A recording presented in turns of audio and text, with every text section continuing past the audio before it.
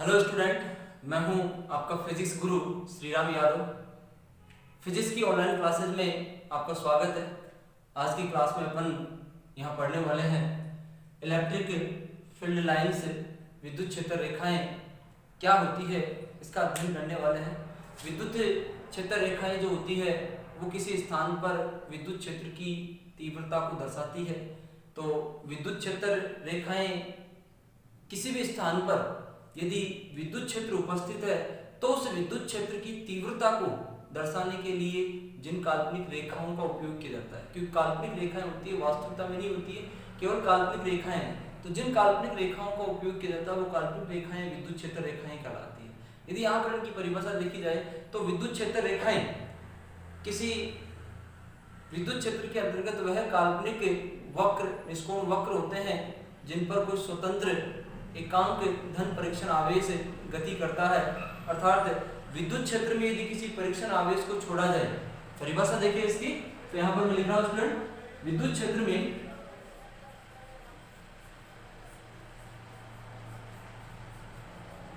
क्षेत्र में किसी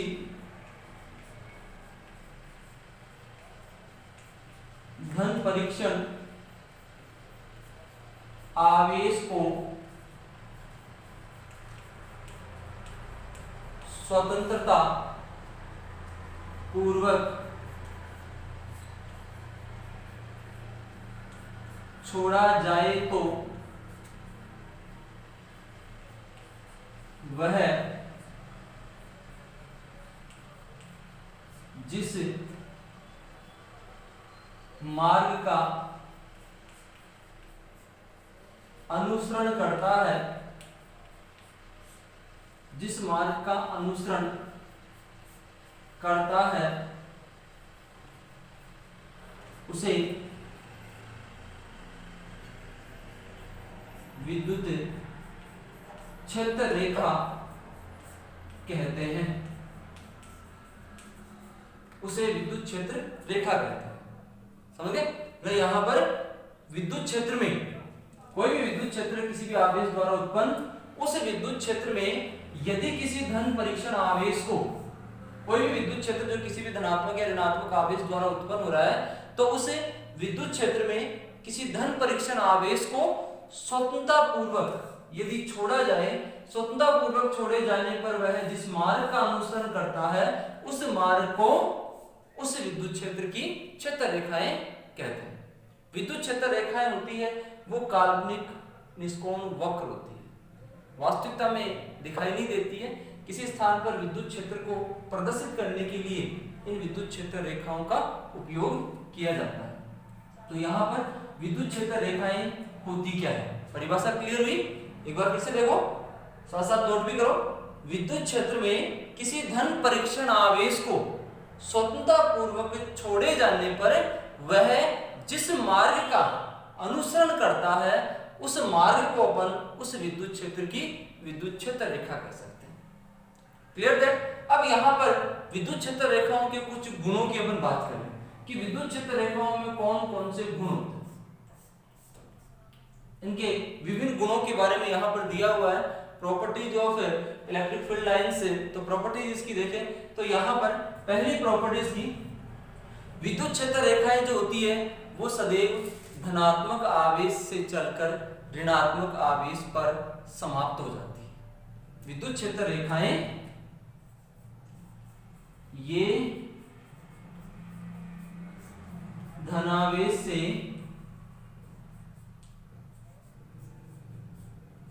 ऋणावेश की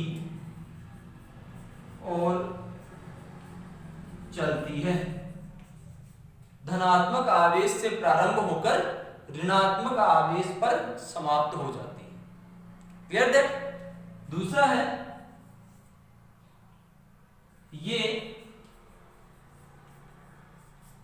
खुले वक्र के समान होती है। विद्युत क्षेत्र रेखाएं कभी भी बंद वक्र नहीं बनाती है। ये धनात्मक आवेश से प्रारंभ हो रही है और ऋणात्मक आवेश पर समाप्त हो रही है। तो कभी भी ऐसे नहीं कि ऋणात्मक आवेश से वापस धनात्मक आवेश की ओर जा रही है, ऐसा कभी नहीं होता है। ये धनावेश से शुरू होकर ऋणावेश पर समाप्त हो जाती है। इस कारण विद्युत क्षेत्र रेखाएं सदैव खुले वक्र के समान होती है, बंद वक्र कभी भी नहीं बनाती है। तीसरी देखी जाए इसमें, विद्युत क्षेत्र रेखा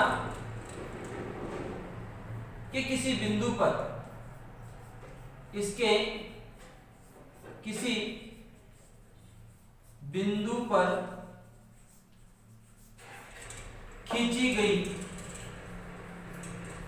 स्पर्श रेखा उस स्थान पर विद्युत क्षेत्र की दिशा को, उस स्थान पर विद्युत क्षेत्र की दिशा को व्यक्त करती है।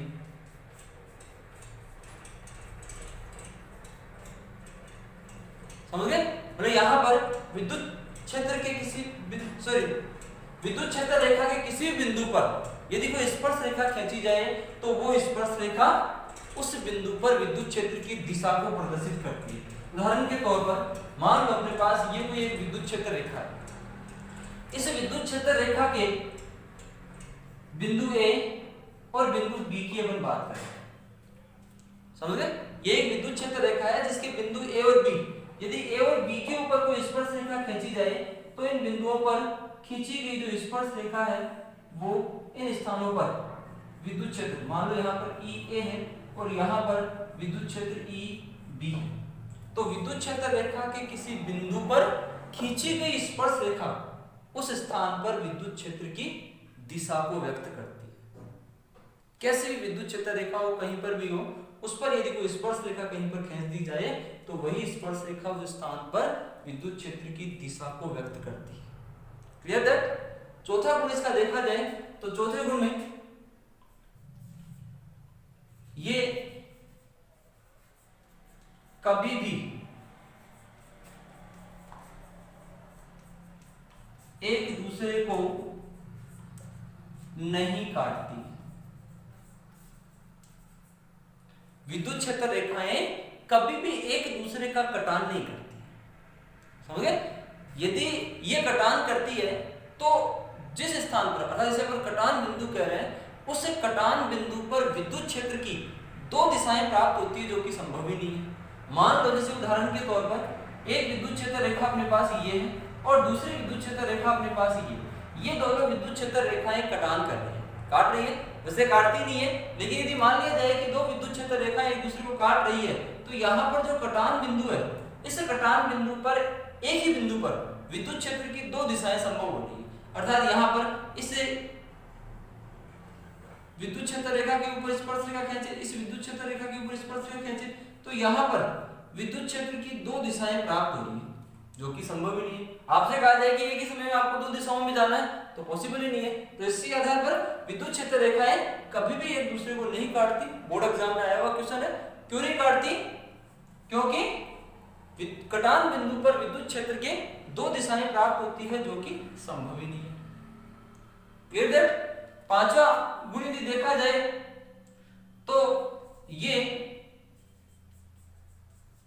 चालक पृष्ठ पर सदैव लंबवत होती है। इसका मतलब विद्युत क्षेत्र रेखाएं जहां से प्रारंभ होती है, विद्युत क्षेत्र रेखाएं जहां से प्रारंभ होती है और जिस स्थान पर आकर मिलती है, जिस स्थान पर वापस प्रवेश कर रही है, जहां से निकल रही है या जहां से प्रवेश कर रही है, उस स्थान पर विद्युत क्षेत्र सदैव पृष्ठ के लंबवत होता है। विद्युत क्षेत्र रेखाएं सदैव उस पृष्ठ के लंबवत होगी। कोई भी चालक है, चालक से यदि विद्युत क्षेत्र रेखाएं बाहर निकल रही है तो वो उस चालक के पृष्ठ के लंबवत होती है। Clear that? तो यहां पर विद्युत क्षेत्र रेखाएं सदैव चालक के पृष्ठ के लंबवत होती है। छठा गुण देखा जाए, इनका घनत्व विद्युत क्षेत्र के परिमाण के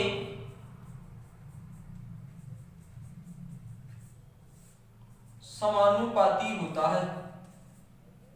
छठा गुण यहाँ पर स्टूडेंट इनका परिमाण, सॉरी इनका जो घनत्व है विद्युत क्षेत्र रेखाओं का, इनका घनत्व विद्युत क्षेत्र के परिमाण के समानुपाती होता है। अर्थात जहां पर विद्युत क्षेत्र रेखाएं पास-पास होती है वहां पर विद्युत क्षेत्र का परिमाण अधिक होता है, जहां पर विद्युत क्षेत्र रेखाएं दूर-दूर होती है वहां पर विद्युत क्षेत्र का परिमाण कम होता है। समझ गए? अर्थात विद्युत क्षेत्र रेखाओं का घनत्व अधिक होने पर विद्युत क्षेत्र का परिमाण अधिक होगा और विद्युत क्षेत्र रेखाओं का घनत्व कम होने पर विद्युत क्षेत्र का परिमाण कम होगा। तो विद्युत क्षेत्र रेखाओं का जो घनत्व है वो विद्युत क्षेत्र के परिमाण के सदैव समानुपाती होता है। तो यहाँ पर विद्युत क्षेत्र रेखाओं के ये कुछ गुण यहाँ पर दिए हुए हैं जिनके बारे में अपन ने देखा। ये 6 इंपॉर्टेंट यहाँ पर गुणों की व्याख्या अपन कर रहे हैं, तो आशा करता हूँ समझ में आया होगा। पहला गुण धनावेश से चलकर ऋणावेश पर समाप्त हो रही है, ये खुले वक्र के समान होती है। विद्युत क्षेत्र रेखा किसी बिंदु पर खींची गई स्पर्श रेखा विद्युत क्षेत्र की दिशा को व्यक्त करती है उस स्थान पर, ये कभी भी एक दूसरे को नहीं काटती। क्यों? क्योंकि कटान बिंदु पर विद्युत क्षेत्र के दो दिशाएं होने के कारण दो दिशाएं प्राप्त होती है जो कभी संभव ही नहीं हो सकता। और पांचवा है यहाँ पर ये चालक के पृष्ठ के सदैव लंबवत होती है, जहां से प्रारंभ होती है और जहां पर प्रवेश करती है वहां पर विद्युत क्षेत्र रेखाएं सदैव चालक के पृष्ठ के लंबवत होगी। छठा गुण यहाँ पर विद्युत क्षेत्र रेखाओं का जो घनत्व है वो विद्युत क्षेत्र के परिमाण के समानुपाती होता है। समझ गए? विद्युत क्षेत्र रेखाओं का घनत्व अधिक होने पर विद्युत क्षेत्र का परिमाण अधिक होता है, विद्युत क्षेत्र रेखाओं का घनत्व कम होने पर विद्युत क्षेत्र का परिमाण कम होता है। तो यहाँ पर आज का टॉपिक था अपना ये इलेक्ट्रिक फील्ड लाइन से, जिसके अंतर्गत अपन ने कुछ प्रॉपर्टीज देखी। अब यहाँ पर इसके कुछ एग्जांपल्स देखे जाए। विभिन्न आवेशों के कारण जो विद्युत क्षेत्र रेखाएं बन रही है उन्हें विद्युत क्षेत्र रेखाओं की आकृति कैसी होगी, कहाँ से कैसे प्रारंभ हो रही है, कैसे समाप्त हो रही है, उनके बारे में देखा जाए। तो यहाँ पर विद्युत क्षेत्र रेखाओं की परिभाषा और इसके ये 6 गुणों की यहाँ पर व्याख्या की गई। अब यहाँ पर इसके कुछ उदाहरणों की बात करें।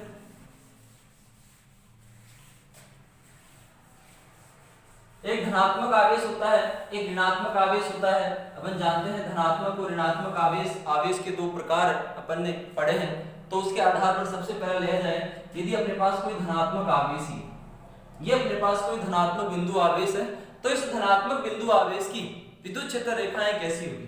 तो यहाँ पर धनात्मक बिंदु आवेश की जो विद्युत क्षेत्र रेखाएं हैं वो सदैव बाहर की होगी, क्योंकि यहाँ पर यदि इस धनात्मक बिंदु आवेश के समीप यदि परीक्षण आवेश को रखा जाए तो वह इससे प्रतिकर्षित होकर दूर जाएगा और जिस मार्ग का वो अनुसरण कर रहा है वही मार्ग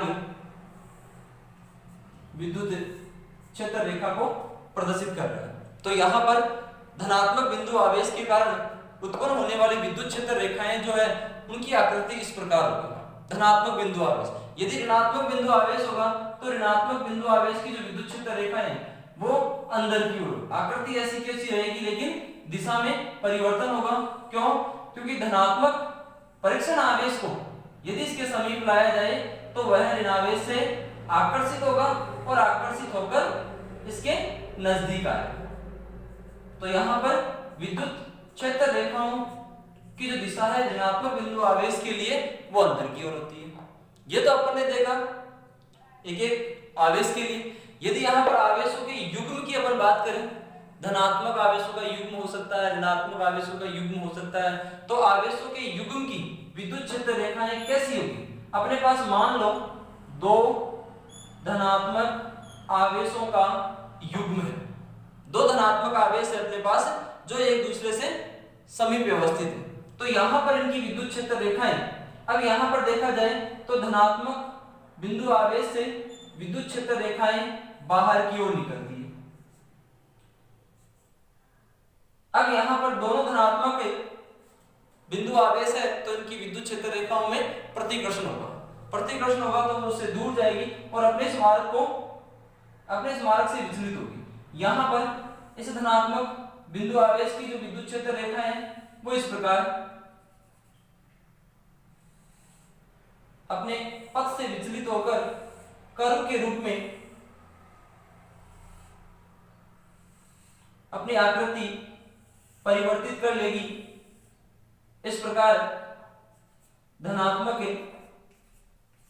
आवेशों का यदि कोई युग्म अपने पास है तो उस धनात्मक आवेशों के युग्म की विद्युत क्षेत्र रेखाएं जो है वो इस प्रकार रहेंगी और यहाँ पर इन दोनों धनात्मक आवेशों के युग्म के मध्य में कोई एक बिंदु ऐसा होगा जहां पर कोई विद्युत क्षेत्र रेखा नहीं होगी। इसका मतलब यहाँ पर विद्युत क्षेत्र का परिमाण शून्य होगा।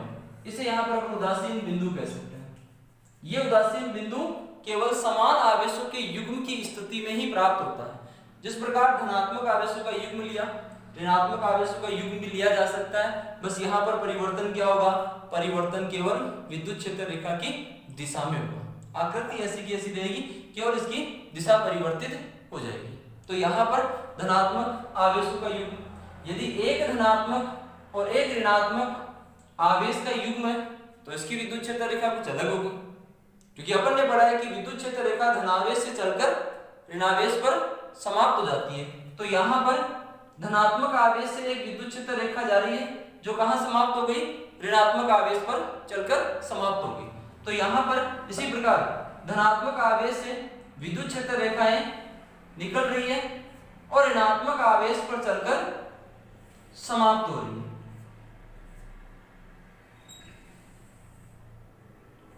इस प्रकार इनकी विद्युत क्षेत्र रेखाएं धनावेश से चलकर ऋणावेश पर समाप्त हो रही है,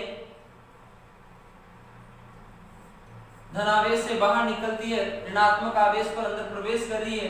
यहां से अन्य विद्युत क्षेत्र रेखाएं जो अनंत की ओर बढ़ रही है। इसी प्रकार यहां पर कुछ विद्युत क्षेत्र रेखाएं जो अनंत से आती हुई प्रतीत हो रही है। तो यहां पर देखो इनकी धनावेश से विद्युत क्षेत्र रेखाएं निकलकर कहां जा रही है, अनंत की ओर जा रही है।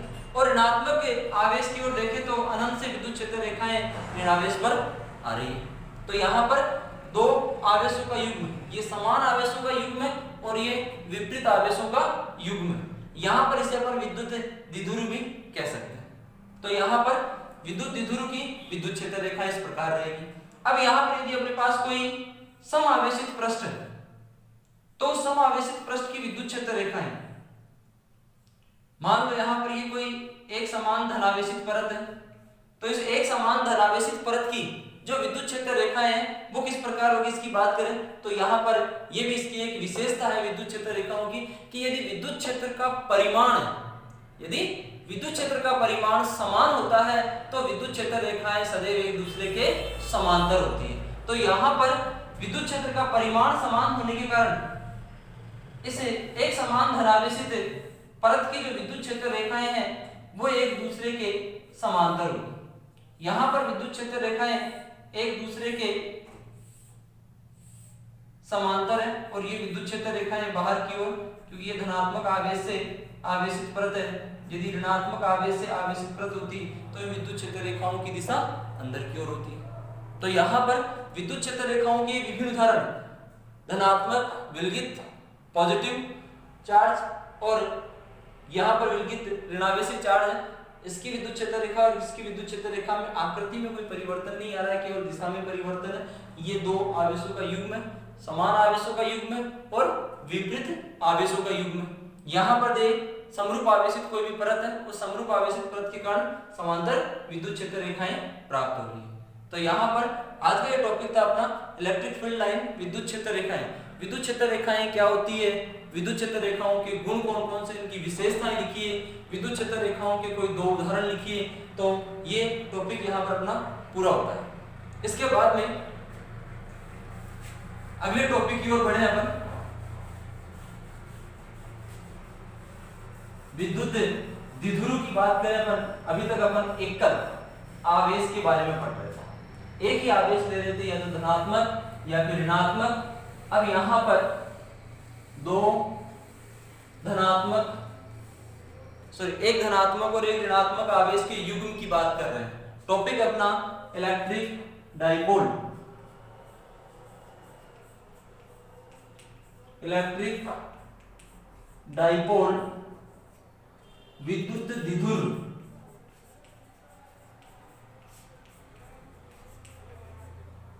विद्युत द्विध्रुव इलेक्ट्रिक डाइपोल, इसकी बात करें इस लेसन के अंतर्गत इंपॉर्टेंट टॉपिक अपना यही है। इलेक्ट्रोस्टैटिक्स का इंपॉर्टेंट टॉपिक विद्युत द्विध्रुव है। तो विद्युत द्विध्रुव नाम से स्पष्ट हो रहा है, विद्युत के दो ध्रुव, आवेश के दो ध्रुव। अब आवेश के जो दो ध्रुव है, इनमें एक आवेश धनात्मक होता है तो दूसरा आवेश ऋणात्मक होता है। द्विध्रुव में दो आवेशों का युग्म होता है। इन आवेशों के युग्म में आवेशों की जो प्रकृति होती है वो विपरीत होती है, एक पॉजिटिव है तो दूसरा नेगेटिव, उसे अपन द्विध्रुव कह रहे हैं। ऐसे नहीं कि दो धनात्मक आवेशों का युग्म ले लिया उसे द्विध्रुव कह रहे हैं। विद्युत द्विध्रुव जो है वो ऋणात्मक और धनात्मक आवेश का युग्म होता है। तो परिभाषा इसकी देखी जाए तो परिभाषा के अंतर्गत दो समान परिमाण के आवेश, परिभाषा देखो, जब दो समान परिमाण एवं विपरीत प्रकृति के आवेशों को, विपरीत प्रकृति के आवेशों को एक दूसरे से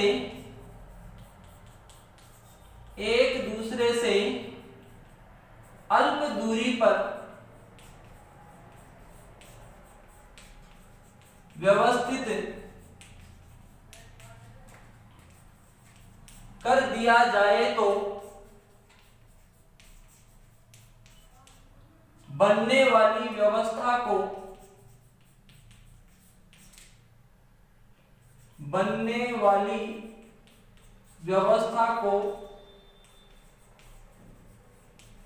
विद्युत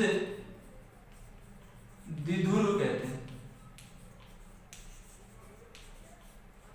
विद्युत द्विध्रुव परिभाषा सिंपल सी परिभाषा इसकी क्या है स्टूडेंट?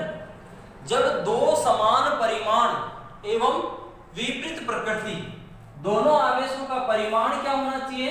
समान होना चाहिए और उनकी प्रकृति विपरीत होनी चाहिए, एक पॉजिटिव है तो दूसरा नेगेटिव होना चाहिए।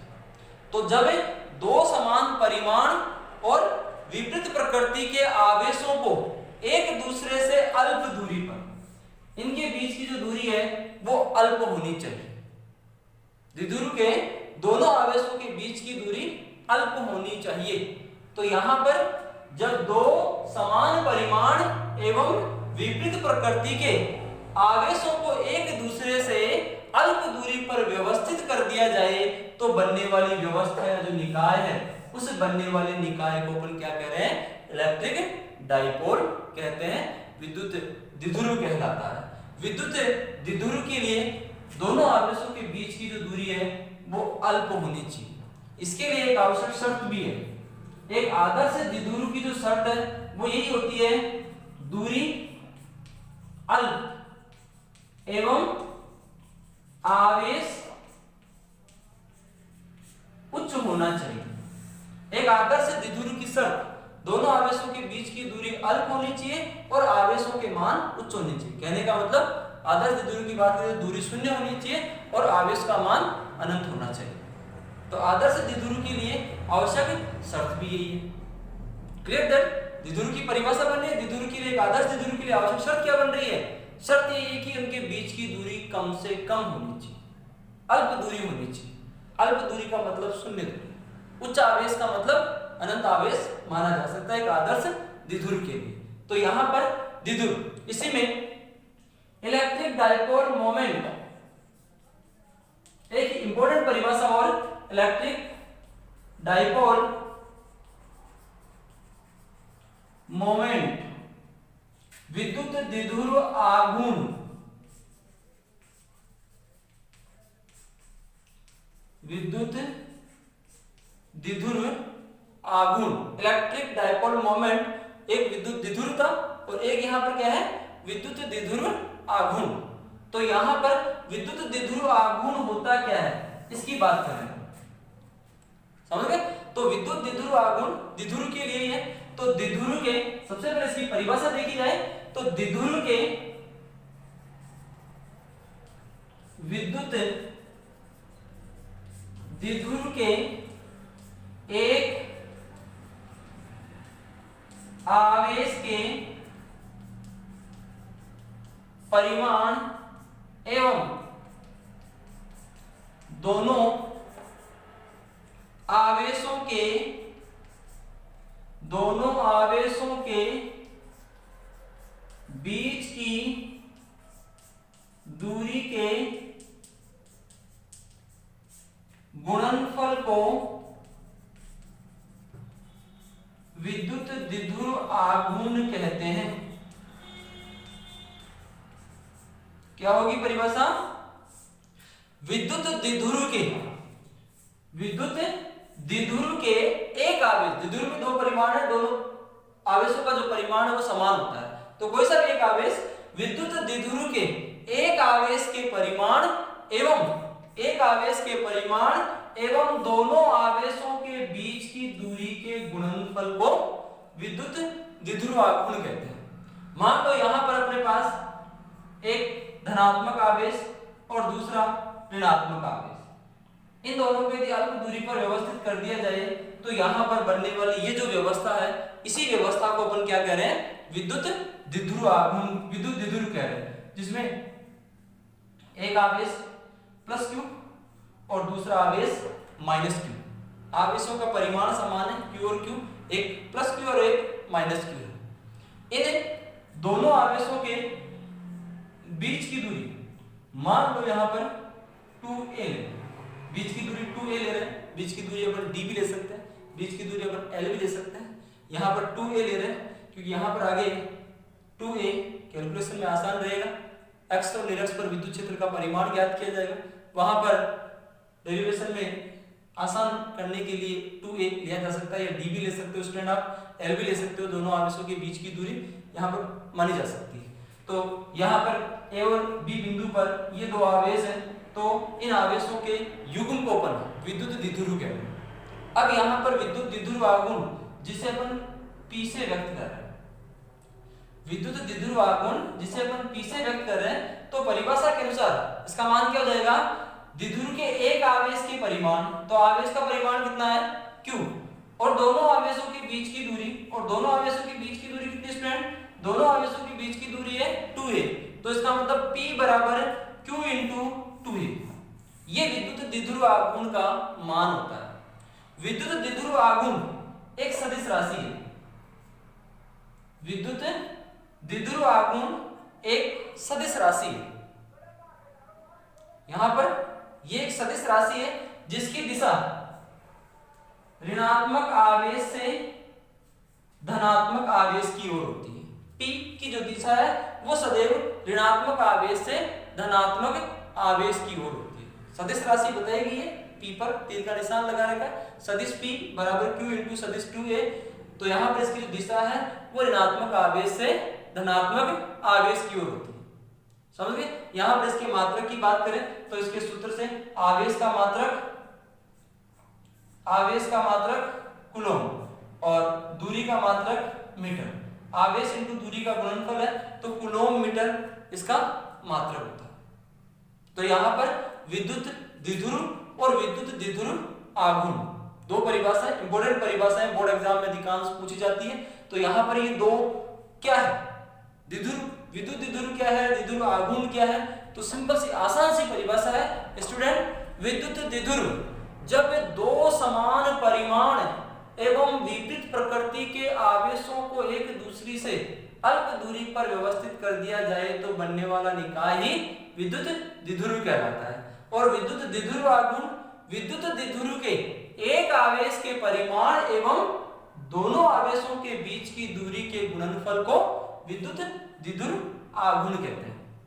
तो यहाँ पर विद्युत द्विध्रुव और द्विध्रुव आघूर्ण क्या होता है इसके बारे में अपन ने पढ़ा। अब यहाँ पर द्विध्रुव आघूर्ण पर आधारित एक क्वेश्चन की अपन बात करें तो यहाँ पर इसी के साथ मैं समझा रहा हूँ आपको क्वेश्चन है अपने पास एक NaCl अणु है अपने पास। NaCl अणु में Na+ एवं Cl- Na+ एवं Cl- के बीच की दूरी 1.28 एंगस्ट्रॉम है। तो द्विध्रुव आघूर्ण कितना होगा।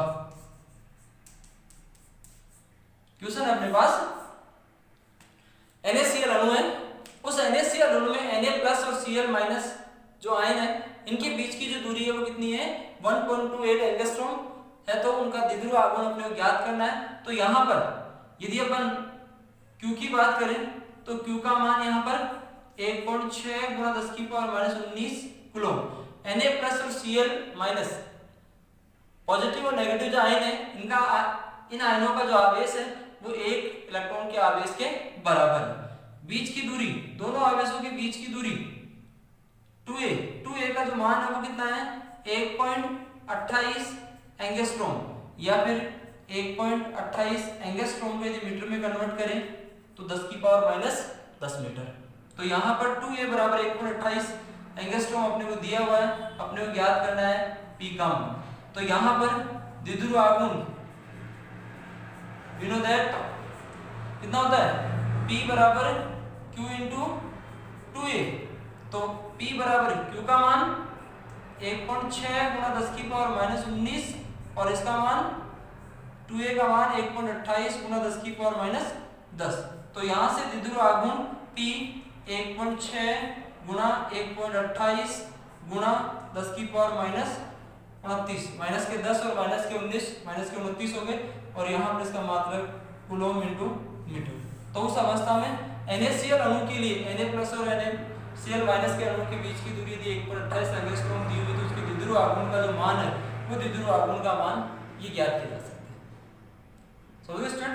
तो यहाँ पर आज की क्लास में अपन ने विद्युत द्विध्रुव और द्विध्रुव आघूर्ण के बारे में पढ़ा है। आशा करता हूँ आपको समझ में आया होगा। यदि अभी तक आपने हमारे YouTube चैनल को सब्सक्राइब नहीं किया है तो अधिक से अधिक इसको सब्सक्राइब करें, लाइक करें, शेयर करें। धन्यवाद।